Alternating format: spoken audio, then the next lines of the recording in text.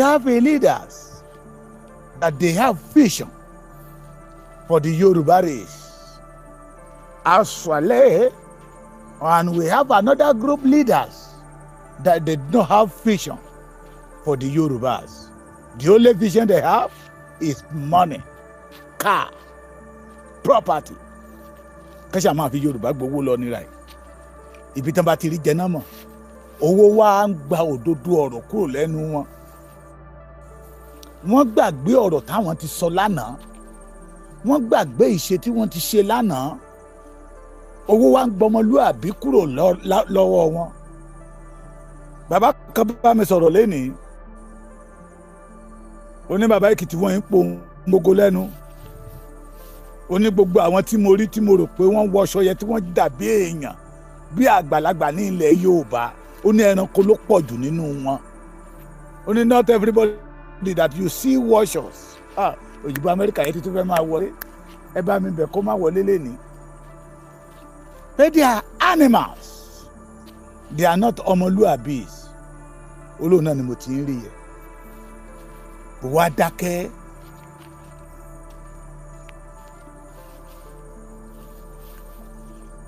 Mo wá dákẹ́ wá wòran.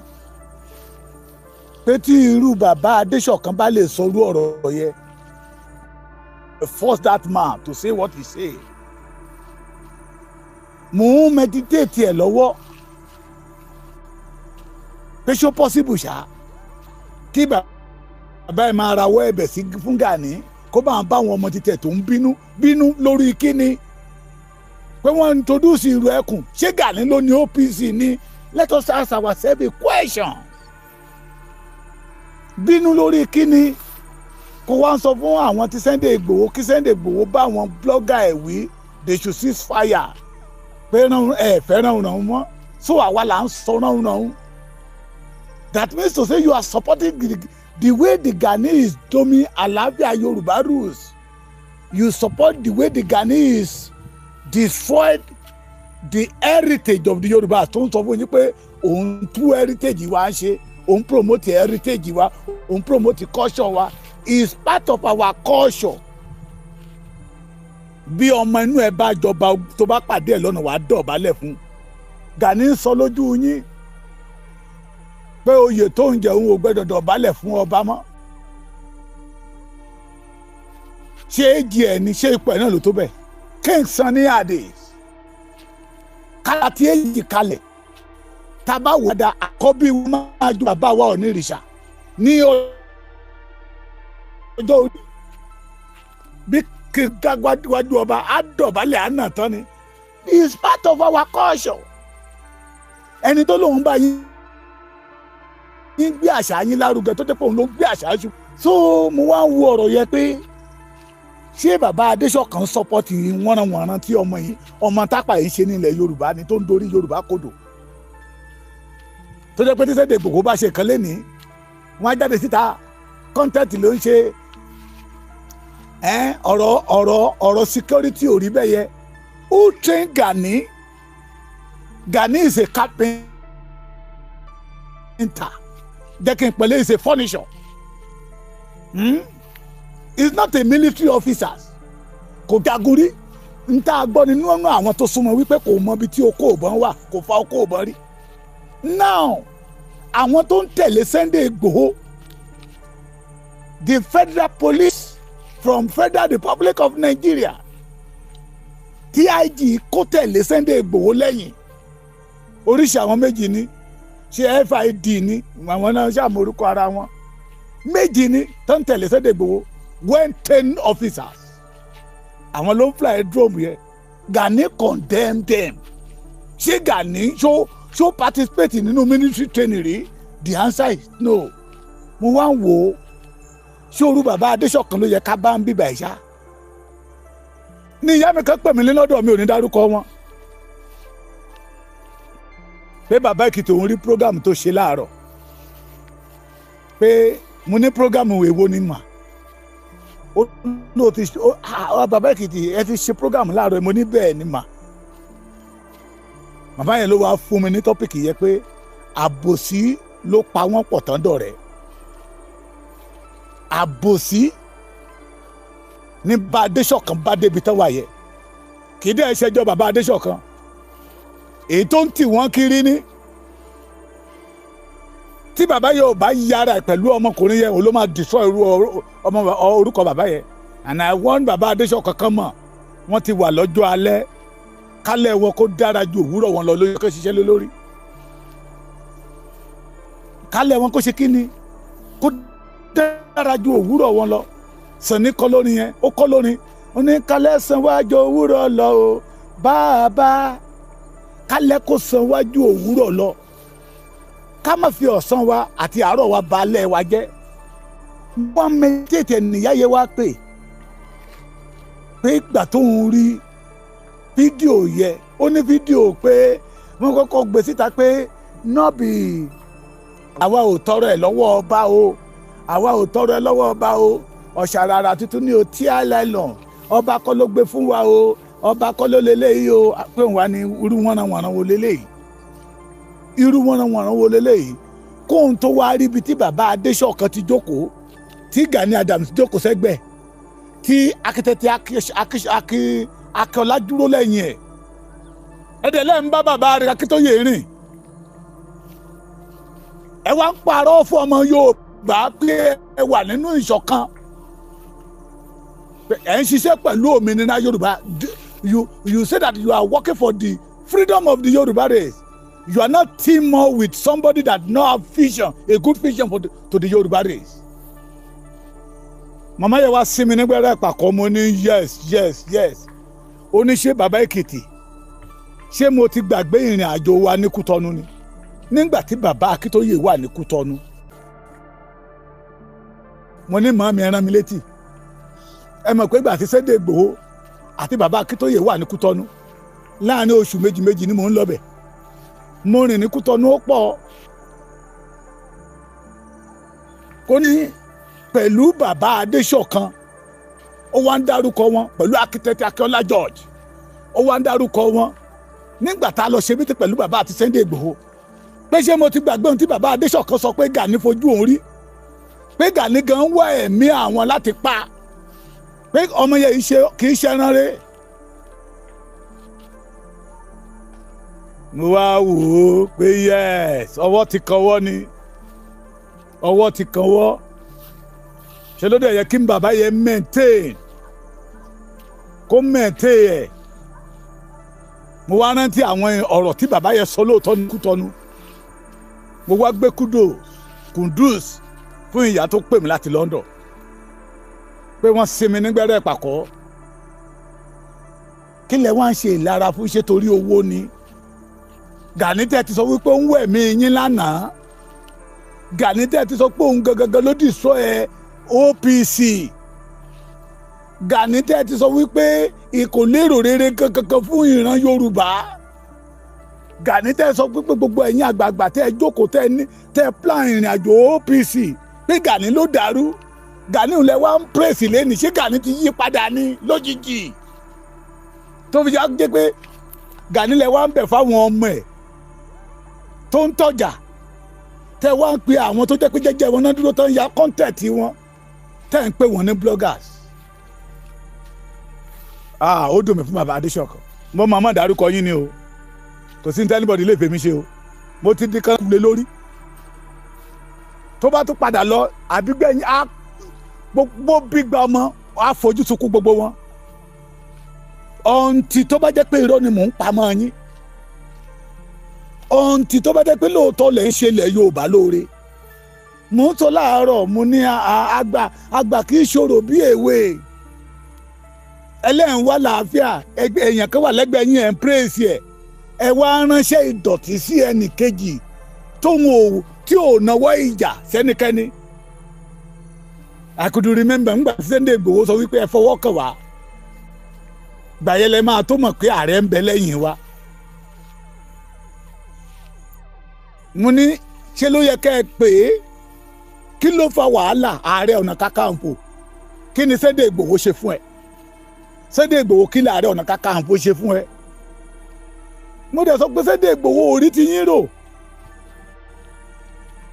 ṣùgbọ́n nígbà tí yáyẹ wá sí mi nígbẹ́rẹ́ pàkọ́ ọ̀pọ̀lọpọ̀ àwọn ọ̀rọ̀ tí mi ò rántí mọ́ tí ìyá yẹn wá ń sọ fún mi pé bàbá Èkìtì ṣé mo ti gbàgbé ni ní Kútọ́nù mo ti gbàgbé ni bí bàbá yìí ṣe sọ̀rọ̀ mo ti gbàgbé ni ohun tó ní Gani ṣe mo ti gbàgbé ni bí wọ́n ṣe plan rẹ̀ bí Gani ṣe yí wọn lóhun lágbódànù tó di fashion àwọn ẹ̀mí tó kú lọ pé ibùsẹ̀ ó dárúkọ bàbá yẹn dárúkọ ọ̀rẹ́ wọn kan tó jẹ́ wípé àwọn fashion Gani ló pa.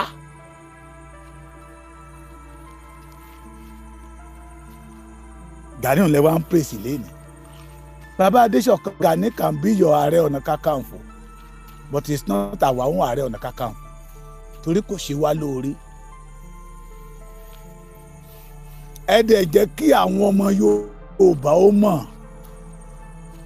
tí èyí ọmọ Yorùbá náà dẹ̀ mọ̀ pé jẹ́jẹ́ ni Sunday Igboho jókòó tó ń làkàkà bí ìran Yorùbá ṣe máa nísinmi tí àwọn ọmọ Gani sọ pé ó bẹ̀rẹ̀ content creator ni ó ń ya fíìmù ni ó ṣe ẹ̀dẹ́ ni kí ló mọ̀ nípa struggle kí ló mọ̀ nípa security plan tí bàbá wọn Ààrẹ Ọ̀nà Kakanfò tó ti yà á lẹ̀ tó ti plan lẹ̀ kí Sunday Igboho má dàrú bí ọdún 5 tí Sunday Igboho ò sí nílé wọn àrí plan yẹn ṣe o we see nothing Fúlàní kan gbé ọmọ Yorùbá wọn kàn pa wá lẹ́ni ẹ̀ka máa gbọ́ bad news here bad news here bad news bad news sẹ́yìn náà fúnra sí i lẹ́nu fẹ́rẹ́ jókì tí wọ́n kó ọmọ tuntun ìlú ẹ̀ kó jáde síta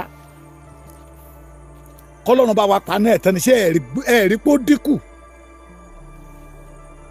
ṣé ẹ̀rí pé ó dínkù ẹni tó dìde tó ní ẹ má pa ìran òun làwọn èèyàn máa tẹ̀lé lẹ́yìn. So bàbá Adéṣọ̀kan ẹ má jẹ́ kó tìyín ti kú ti o agbanitara o Orlando kọrin yóò ní agbanitara má kó bá mi o agbani mo dá yí o mẹ́mọ̀ dẹ̀dọ́mọdé má o èyí agbanitara má kó bá mi o agbanitara yín sà ẹ má jẹ́ kí àwọn òjẹ́ nílé orò jẹ́ nílé gúngún kó máa tìyín ní tìkútìkiri ẹ má jẹ́ kí àwọn kàríkà shop àwọn kan ló sọ ń gbà yín lọ́hùn ẹ̀yin ọmọ Yorùbá a fẹ́ lọ ṣe àdúrà tó lágbára nílé Sunday Igboho wọn á tún gbowó a fẹ́ pa màálù dúdú tí orígun mẹ́rẹ̀ẹ̀rin Yorùbá ọmọ Yorùbá tún dáwó fún wọn tó bá tún dọ̀tí oṣù tó ń bọ̀ a tún fẹ́ lọ ṣe àdúrà nílé Sunday Igboho bẹ́ẹ̀ dẹ̀rẹ́ kò tẹ́kú tọ́nu wọn wá mú tẹ̀síbíù wọn ó gùn ti Muhammadu lọ sallallahu alaihi wasallam wọn wá máa fà á irọ́ lọ́dọ̀dẹ̀ wà ń díẹ̀ gẹ́gẹ́ tá a máa rí wọn náà wá ń sọ wípé ènìyàn ò lè sọ pé òun fẹ́ gba ọmọ òun fẹ́ jà fáwọn èèyàn ẹ̀ kó máa sá wọlé kó máa sá jáde síta ó ti pẹ́ tí àwọn àjòjì yẹn ti ń tẹ̀ràn Yorùbá. We must say no to them. Bàbá Adéṣọ̀kan pẹ̀lú ìwádìí tá a béèrè kì í ṣe orú yín ló yẹ ká bá ní àpéjọpọ̀ yẹn sà àpéjọpọ̀ yẹn ò kúná tó àpéjọpọ̀ àwọn alábòsí àwọn oníjẹkújẹ nìyẹn sà tí wọn ò fẹ́ èrò rere fún ìran Yorùbá. àwa tẹ̀ ń pè ní blogger I'm not a blogger ó ti di nínú ọdún ó ti di iṣẹ́ 4 tó gbé fún mi pé bàbá Èkìtì bá wọn ṣe mo ní mi ò ṣe bloggers I'm a freedom fighter I love my land owó tó fi ń lọ mi owó tí mi ò parí ni mo ní mi ò fẹ́ mi ò ṣe ẹlòmíì ló máa gbé ìpolówó àmà ní náírà mi ò ń polówó ọjà I'm not a blogger and I will never be a blogger ẹ lọ wo látẹ̀yìn wa ẹ lè gbọ́ kí n sọ pé Lámídì òun àti Lámídì jọ ń jà kí n wá sáìdì èèyàn kan no ilẹ̀ mi jẹ mí lógún orísun mi jẹ mí lógún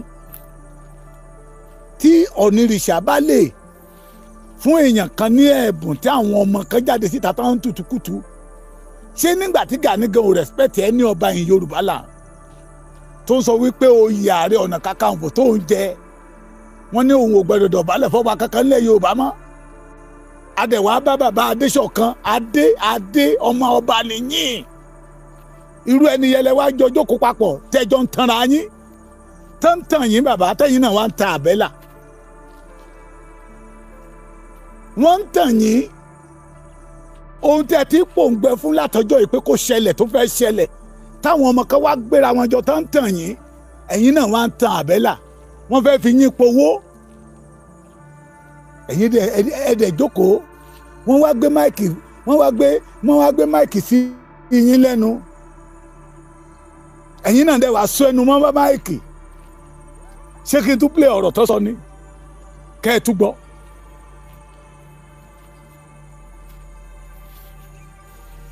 àbí ẹ gbọ́ nígbà tí Gani tó ń sọ pé Sunday Igboho ló pa Bọ́lá Ìgè allegedly àbí wà ló ṣe sọ pé unconfirmed report unconfirmed report nígbà tó mọ̀ pé òun ò confirm ṣó yẹ kó sọ síta tó ní Táyọ̀ Àyìndé gbé 50 million Tinubu gbé 50 million fún Táyọ̀ Àyìndé kó gbé fún Sunday Igboho pé aago kan òru ni Sunday Igboho gbé débẹ̀ pé Táyọ̀ Àyìndé wá yọ 5 million nínú owó yẹn pé owó yẹn sì ń díje láàrin wọn bàbá Adéṣọ̀kan ṣe ẹ gbọ́ ni ṣé mo mọ̀ pé ẹ gbọ́ Ọlọ́run ní jẹ́ ká ẹ ṣàárẹ̀ sà ẹ lọ sí Kútọ́ lọ́dọ̀ bàbá Akíntóyè ẹ lọ tẹ́ ẹ méjì ó dẹ̀ ní tí bàbá Akíntóyè sọ fún yín jọ̀wọ́n àná àgbàlagbà igbó lágbàlagbà bàbá ẹ má jẹ́ káwọn ọmọ yìí àwọn tó wà lẹ́gbẹ̀ẹ́ yín lọ́túnlọ́sì kan máa fi yín powó kiri kán bà orúkọ rere tẹ́ ti bíìdì lẹ̀ kán bàjẹ́ torí owó àwa mọ ibi tí ọ̀rọ̀ yẹn ti wá àwa ti ń gbóòórùn ẹ̀ tipẹ́tipẹ́ àwa dẹ̀ ti àtáàkì wọn tipẹ́tipẹ́ náà máa ní ṣe afẹ́ sọ Sunday Igboho dòòṣà nílẹ̀ Yorùbá ni wọ́n dìídì sọ pé ṣe afẹ́ sọ Sunday Igboho dòòṣà ni nígbà tó gbé security tí wọ́n dé táwa kan dẹ̀ mọ̀ pé wọ́n fẹ́ máa fi security yẹn gbowó lọ́wọ́ ọmọ Yorùbá ni pé kò lè work èyí tí Sunday Igboho gbé bọ̀ táwọn ọba ilẹ̀ Yorùbá ní kó pọwọ́pọ̀ kó dálẹ̀ kí gbogbo àjọ ṣúgbà yìí ní ẹja sọ pé ní ẹja jọ parapọ̀ sí wọn ní ṣé a fẹ́ sọ Sunday Igboho di òòṣà nílẹ̀ Yorùbá ni we have lot of insult in YSDM meeting. táwọn kan tiẹ̀ dídì ní pé bàbá Èkìtì please èrè ìdí táwọn fi gbọ́dọ̀ máa tẹ̀lé Sunday Igboho kọ́sọ́ di òòṣà kí n wá ṣàlàyé fún wọn. òun lẹ́yìn bàbá Adéṣọ̀kan wá parapọ̀ mọ́ wọn lẹ́wà parapọ̀ mọ́ wọn sà orúkọ rere tẹ́ ẹ ti nílẹ̀ wọ́n á borúkọ rere yẹn jẹ́ lọ́mọ yín lọ́wọ́ àwọn á dẹ̀ máa gba owó èló ni Gani fẹ́ fún yín sà táwọn ọmọ yín ò lè fún yín tó fi wá pè yín sínú ìpéjọpọ̀ tí ò ní ògo nínú tẹ́ wá ń pe àwa kan àwa tá a wà lọ́dọ̀ àwọn sẹ́ni tó wà lọ́dọ̀ sẹ́ni kí bàbá Akíntóyè kó pe Sunday Igboho kó wọ̀nà àwọn blogger ẹ̀ we are not a blogger bàbá we are not a blogger we are freedom fighters we don't want Yorùbá to parun a fẹ́ kí ìran wa ó parun èrè ìdílé fi rí àwa kan tá a máa sọ̀rọ̀ tá a máa làágùn lórí àwa kan tá a bá sọ̀rọ̀ lé èdè tí ò bá sówó a prefer ká lọ yá owó lórí àwọn áàpù yẹn pé no wọn à gbọ́dọ̀ pa òun agogo wa lẹ́nu tí n bá ṣe torí owó sà ó ti yẹ kémi náà máa gun mọ́tò ńlá àwọn iṣẹ́ tó ti ń gbé wá kémi náà máa gbà kí mo di blogger nìyẹn but I refuse to do it pé níbi tọ́mọ Sunday Igboho tẹ̀ sí súrà ẹ̀ tí mò ń wo ìsúrà tó máa ṣe ìran Yorùbá lóore lọ́jọ́ ọ̀la ni kò ró èrò tara ẹ̀ bíi 2 months ago àmú máa kan lọ́bẹ̀ máa tẹnu mọ́ máa yẹ ní owó ó ní kí ni Sunday Igboho tó ń wá tó lóun jà fún ìran Yorùbá bí ó bá jẹ́ pé ìfẹ́ Yorùbá ló ní ó ní ẹni tó bá bú Sunday Igboho pẹ̀lú ohun tó ń rí ó ní ẹranko lonítọ̀hún pé the best thing ni kí gbogbo Yorùbá kájọ ṣùgbà ẹ̀ tí Ọlọ́run ti fi ìbẹ̀rù sí lára tí àwọn ọ̀tá wa ń bẹ̀rù lára ẹ̀ náà máa ní rárá o afẹ́ sọ Sunday Igboho dòòṣà ni àwọn ti wà ń bẹ̀ tipẹ́ wọ́n fẹ́ sọjà olórí jagunjagun ilẹ̀ Yorùbá di méjì bẹ́ẹ̀ ni ọ̀gá òde lè pé méjì láàfin. Ta ló fi Gani jó lórí ogun ilẹ̀ Yorùbá? Ta ló fi Gani jó lórí ogun ilẹ̀ Yorùbá? Kí ni pààtì ẹ̀? Tẹ̀yìn wá ń pọn lé gẹ̀gẹ̀gẹ̀gẹ̀ tí Gani a máa nawọ́ sí ọba ní ilẹ̀ Yorùbá. Oyè tí ò ní ọ́fíìsì tó dẹ̀ ń kàràmọ́ ẹ̀. Ọba ń jẹ ọ̀tún ọba, Gani náà ń jẹ ọ̀tún ààrẹ jíròrò àbí kí ló pé? Ọ̀tún ààrẹ jíròrò àbí kí ló gbogbo ẹ̀?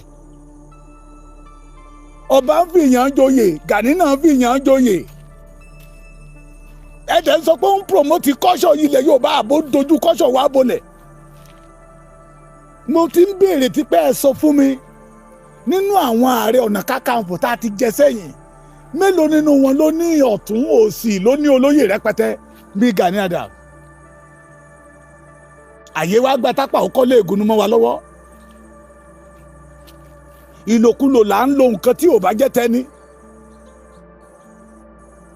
Bẹ́ẹ̀ ni ẹni àmọ́rí bá kú ni. Bámi Adéṣọ̀kan kò yẹ kó jẹ́ pé ẹ̀yin la máa bá nínú rúmítì yẹ. Àwọn tẹ́ ẹ pè ní blọ́gà wọn bínú lọ́wọ́. Bọ̀tà wa làwa lè bá yín sọ. Ẹ má jẹ́ kọ́mọ kan tí yín ní tìkùtì. Ṣé gbọ́ mi sà? Kò yẹ kó jẹ́ pé irú yín lẹ máa kó Sunday Igboho tí ò ní dá yín lò. Olórí ogun, olórí ológun ilẹ̀ Yorùbá. Ẹ rí gbogbo ohun táwọn ọmọ wọn ṣe, èyí tó gbé ọ̀pá mẹ́ta lẹ̀ tó ń ṣépè fún ara ẹ̀ láì ṣe Sunday Igboho. Torí pé wọ́n dá ìrù ẹkùn lẹ̀.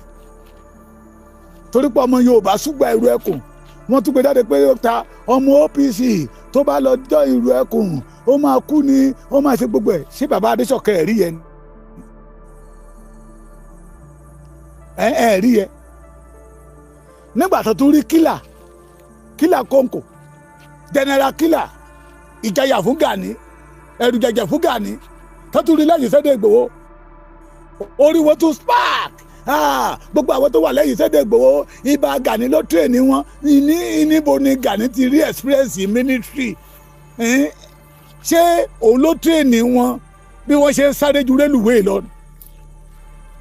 abẹ́túfẹ́ kí pe ẹni tó wà lọ́wọ́ nígbà tí incident yẹn ṣẹlẹ̀ pé bàbá Èkìtì ń tọ́mọ yẹn sọkùn ṣe bóun ò sí ń bẹ̀ wọ́n ròyìn ẹ̀ fún ní òun wà ń bẹ̀ torí kílà lẹ́yìn Sunday Igboho àti warrior orí fífọ́ wa tún bá wọn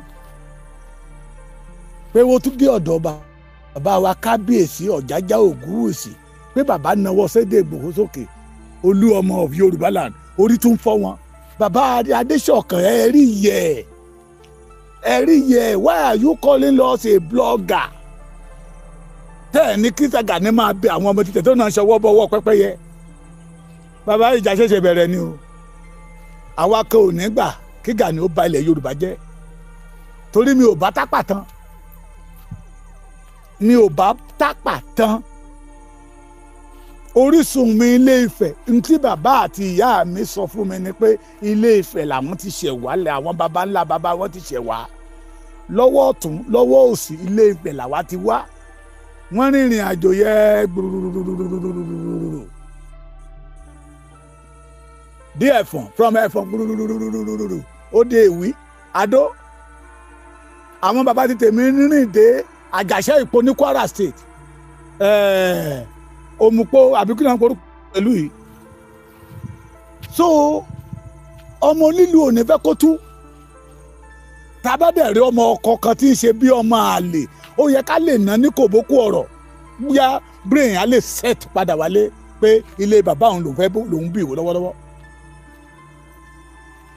Gani yìí ṣe olórí ogun wàsà and we don't have anything against Gani àwọn ní ìdìde ìgbésókè Sunday Igboho ló ń bí wọn nínú mo ní Òṣùpá kọrin kan ó lóun fẹ́ ṣeun tẹ́nìkan ò ṣe rí ó ní wọ́n wá dáhùn lóhùn pé òun máa jìyà bẹ́ni tẹ́nìkan ò jẹ rí ó ní tóun bá wá jìyà tẹ́nìkan ò jẹ rí òun máa wá jọrọ̀ jẹ̀gbádùn tẹ́nìkan ò jẹ́rí. Sunday Igboho has suffered because of the Yorubas torí pé ó ṣeun tẹ́nìkan ò ṣe rí. He stopped the Fulanis in Òkè Ògùn, in Ekiti, in Ondo. But don't kill my people again. Buhari gbógun tì. Buhari threatening lẹ́nu ọjọ́ mẹ́ta yìí dàgìnìdọ̀rọ̀ náà kan tún jáde síta. Ó ní ó fò fẹ́ǹsì ni. Tí n bá ti lórí ọ̀fẹ́ màá tún lọ lé Sunday Igboho. Màá wá ráǹdì gbogbo inú ilé yẹn jọ. Ṣé ènìyàn lè fò fẹ́ǹsì láti bíbà sí bíbà kó fẹ́ sọ́dà side? Ilé tó jẹ́ pé gbogbo àwọn láńlọ́ọ̀dù tó wà ń bẹ̀ sọ pé gbogbo ilé tó wà ń bẹ̀ pàpàtà náà ti mú àwọn láńlọ́ọ̀dù ẹ̀ náà ti mú láńlọ́ọ̀dù ẹ̀ náà ti mú wọn lẹ̀ tó sọ̀rọ̀ à ń dè inú ilé yẹn. Ó ní òun á ṣeun tẹ́nìkan ò ṣe rí torí Sunday Igboho ṣeun tẹ́nìkan ò ṣe rí nílẹ̀ Yorùbá. It is only Sunday Igboho that Fulani say that I want this and he say no, you can't have it, this is my fatherland. Ó dẹ̀ jìyà torí Yorùbá tẹ́nìkan ò jẹ rí.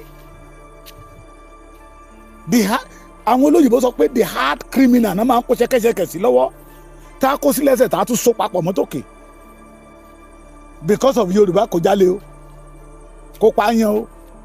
It is because he said that don't kill my people anymore. Ẹ̀yin tí ẹ̀ ń sọ pé Òkìrò ó mú Gani ṣé torí Yorùbá náà ṣe mú?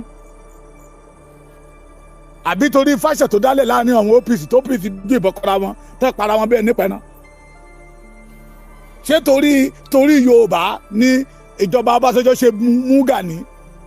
Ọbásanjọ́ fẹ́ revenge ọ̀rẹ́ Dr. Fẹ́dífà Ṣeun lára Gani ni, not because of the Yorubas. It is because it scattered the OPC tó wọ́n ń para wọn nípa náà. Nígbà tí Sunday Igboho jìyà tẹ́nìkan ò jẹ rí for good 5 years, ó wá padà dé. Ọlọ́run wá ń gbé ògo tí ò tí ì gbé fẹ́ nìkan wá gbélé Sunday Igboho lọ́wọ́, wọ́n wá ń bínú. Ẹ máa kékun ni o, ẹ máa kékun ni o. Wàláì tàláì súnmọ́bì láì làsílà wàm ẹ máa kékun ni. Jésù gbọ́ ẹ máa kékun ni. Olódùmarè ń gbọ́ ẹ máa kékun ni lórí ọ̀rọ̀ Sunday Igboho. Torí Sunday Igboho ti jìyà tẹ́nìkan ò jẹ́rí fún ìran Yorùbá. Lọ́lọ́run bá mi fi wá fàlẹ́ àwọn ọba ilẹ̀ Yorùbá lọ́wọ́ pé tọmọdé bá lè ṣe báyìí nígbà tá a sí lẹ́yìn ẹ̀ tá a sọ́pọ́ọ̀tì ẹ̀ tí ọmọ yìí bá lè ṣe ohun tó ṣe yìí tá a bá wá fọwọ́ ṣùgbọ́n ẹ̀ nǹkan tá a wà lẹ́yìn ẹ̀ á ṣe jù bẹ́ẹ̀ lọ. Ìgbà kan kékeré la sì rí tá à ń pariwo nígbà tí bàbá wa Ọ̀jájá 2023 ẹ pàtẹ́wọ́ fún Sunday Igboho, ẹ pàtẹ́wọ́ fún Sunday Igboho, ẹ pàtẹ́wọ́ fún Sunday Igboho. A mọ̀ pé bàbá sì mẹ́yẹ bọ̀ lápò ní bàbá dẹ̀ sì mẹ́yẹ bọ̀ lápò ní wọn tí mú jáde. They declare him endorsement and confirmation Olú Ọmọ of ilẹ̀ Yorùbá káàpàtà. Kí ló tún kù? Kí ló tún kù tí ó sọ?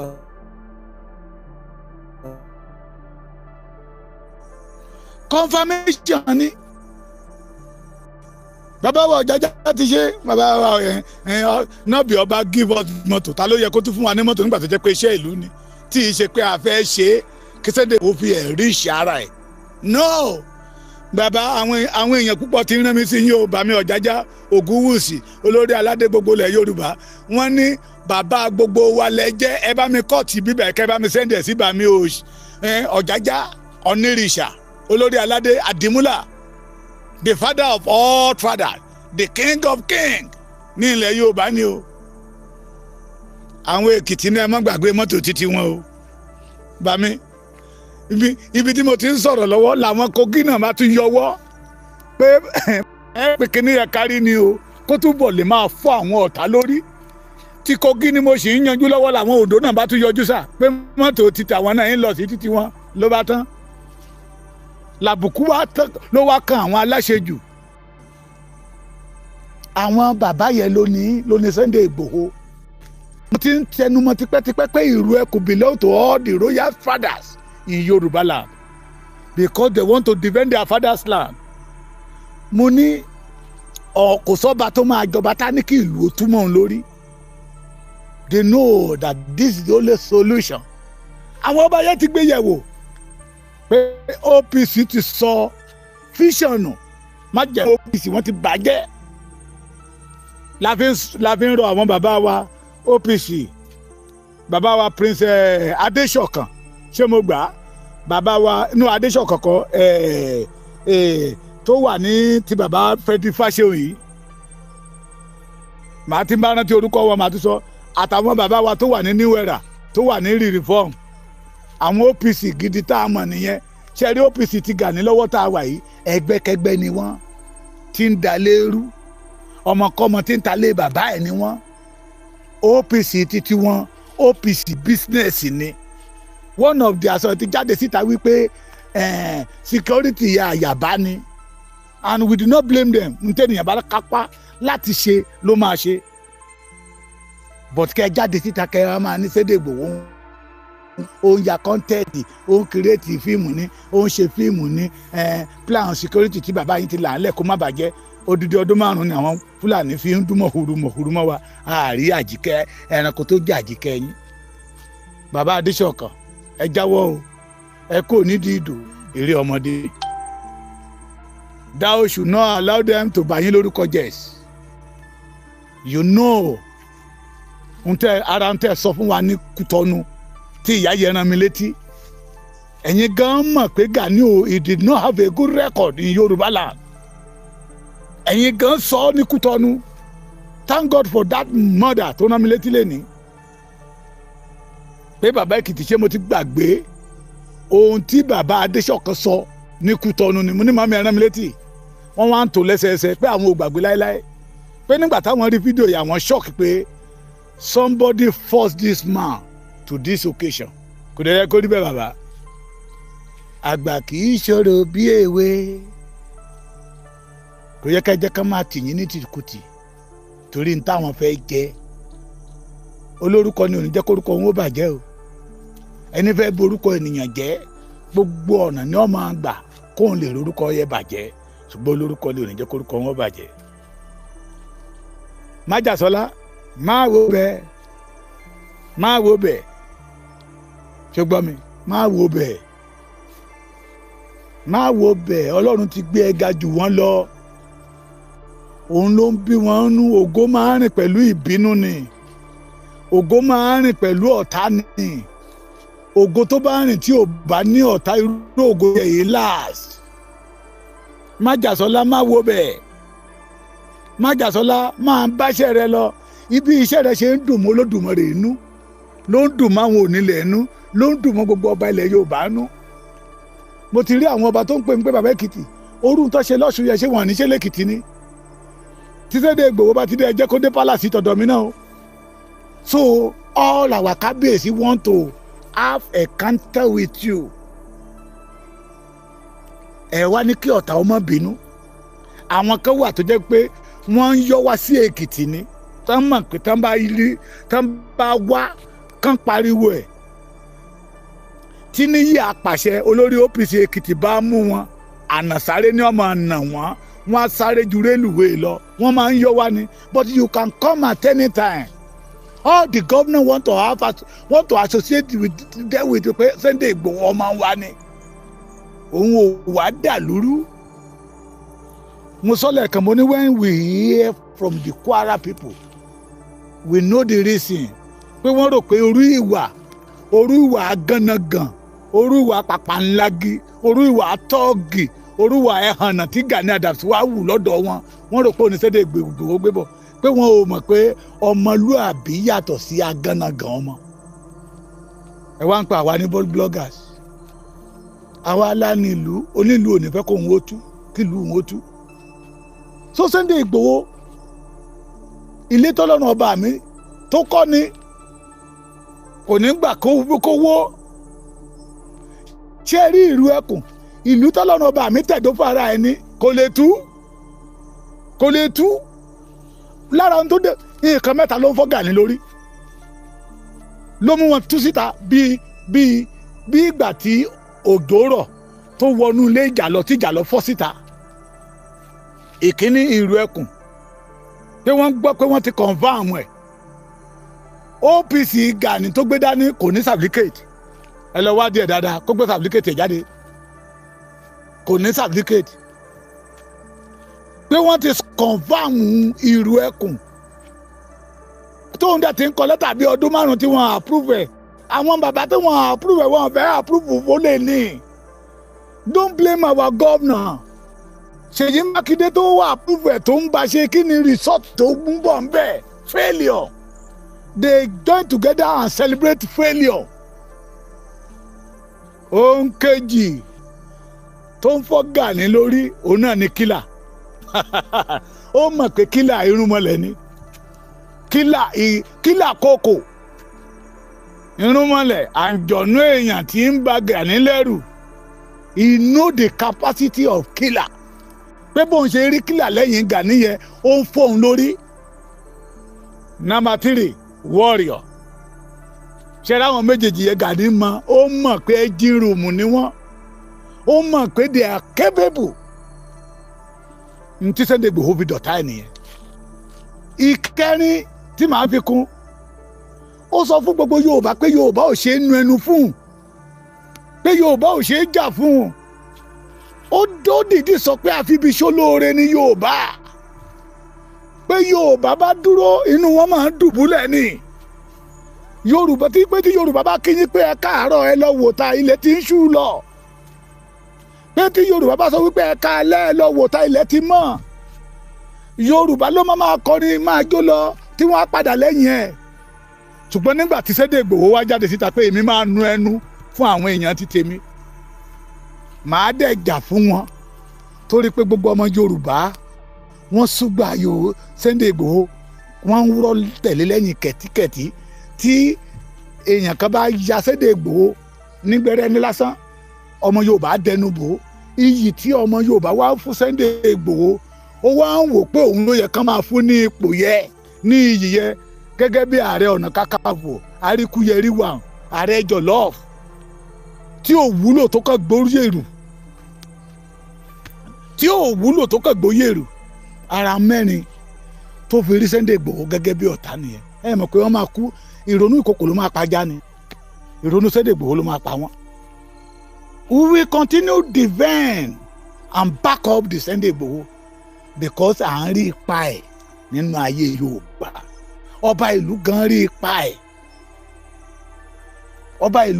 ipa ẹ̀ eléyìí tẹ́ sọ wípé Sunday Igboho lọ tọrọ mọ́tò lọ́wọ́ onírìṣà kò tọrọ o tẹ́ bá dẹ̀ ló tọrọ ọwọ́ bàbá ẹ̀ ló ti tọrọ ìyẹn wá ń kọ́ ọwọ́ bàbá ẹ̀ ló ti tọrọ ènìyàn ọmọ lè sọ pé dádì mi mi fẹ́ jẹ rice dádì mi fẹ́ jẹ sísìn ọmọ bí àyàgbé Gani ọlọ́mọ kan ló sọ fún yìí mọ́mì oníkúkúrú kìlọ̀ ní mọ́mì mi fẹ́ jẹ kúkúrú oní ẹ̀pà kìlọ̀ mọ́mì mi fẹ́ jẹ ẹ̀pà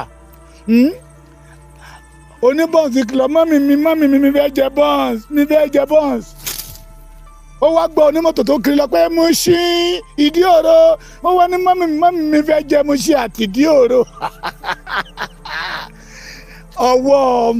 ọwọ́ bàbá náà lọ́mọ ti máa béèrè tẹ́ ẹ bá ní Sunday Igboho tọrọ mọ́tò lọ́wọ́ bàbá ẹ̀ ó tọrọ àìmọye ọmọ àlè tó máa tọrọ nǹkan lọ́wọ́ bàbá ẹ̀ tí bàbá ní òwò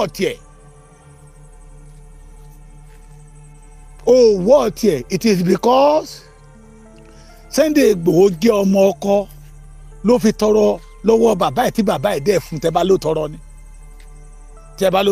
ẹ̀yin náà lọ dánrú ẹ̀ wò ẹ̀yin wèrè lásán ẹ̀yin pàpàǹlágé ọmọ yìí ẹ̀yin ọmọ rédèrèdè ọmọ játijàti àní ẹni Sunday Igboho ṣe kọ́ńtẹ̀tì àní kẹ́ fi kọ́ńtẹ̀tì ẹ̀ lẹ̀ ó ń dùn mọ́ wa ẹ ló ń ṣe fíìmù ni ó ń dùn mọ́ wa Bámi Ọ̀jájá ikú ò ní pa yín kékeré o àárẹ̀ yín pẹ́ láṣẹ Olódùmarè remain blessed I love you all.